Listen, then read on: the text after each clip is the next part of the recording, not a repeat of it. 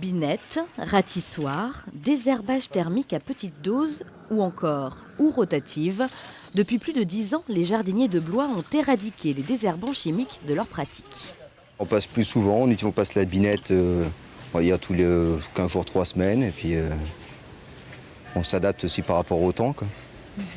En fonction du temps, ça pousse plus ou moins. Et c'est plutôt bien, oui. Après, c'est plus de boulot, c'est pas pareil. Pour limiter la prolifération des mauvaises herbes, les adventices, les meilleures solutions sont encore le paillage, mais aussi la végétalisation des espaces municipaux. Progressivement, on a changé nos habitudes de travailler.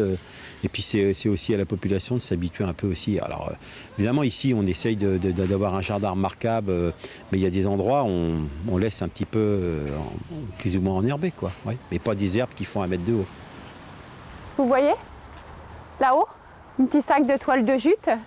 Et ça c'est un sac qui contient des larves de chrysopes. Les chrysopes raffolent des pucerons ravageurs de rosiers. L'utilisation de pesticides est interdite dans les lieux publics depuis 3 ans. La ville de Blois n'a pas attendu la loi Labbé pour changer ses pratiques. Pour ce qui est la lutte contre les ravageurs, contre les champignons ou les insectes, on pratique ce qu'on appelle la lutte biologique intégrée, c'est-à-dire qu'on compte sur des auxiliaires de culture. Alors ça peut être des oiseaux, ça peut aussi être des insectes auxiliaires dont on favorise l'installation dans nos jardins ou dont on fait des lâchers, parce qu'ils se nourrissent de larves d'insectes qui, eux, sont des ravageurs des cultures. L'été 2019 a été vécu comme un vrai traumatisme par les jardiniers de la ville.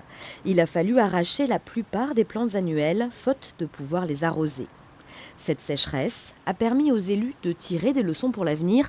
Il va falloir augmenter les capacités de récupération d'eau et penser à une nouvelle palette végétale plus résistante. Cette année, la commande qui est passée pour 2020, d'être sur d'autres pratiques de floraison, sur plus de plantes vivaces, sur des rosiers, bref, des variétés de plantes et de fleurs moins consommatrices d'eau. Bref, ça va être une évolution dans notre méthode de fleurissement, de mise en valeur de la végétation dans la ville. Le jury des villes fleuries doit passer évaluer les parcs et jardins de Blois l'été prochain. Les agents espèrent qu'il sera sensible à leurs efforts pour limiter la consommation d'eau et préserver la biodiversité depuis plus de 10 ans.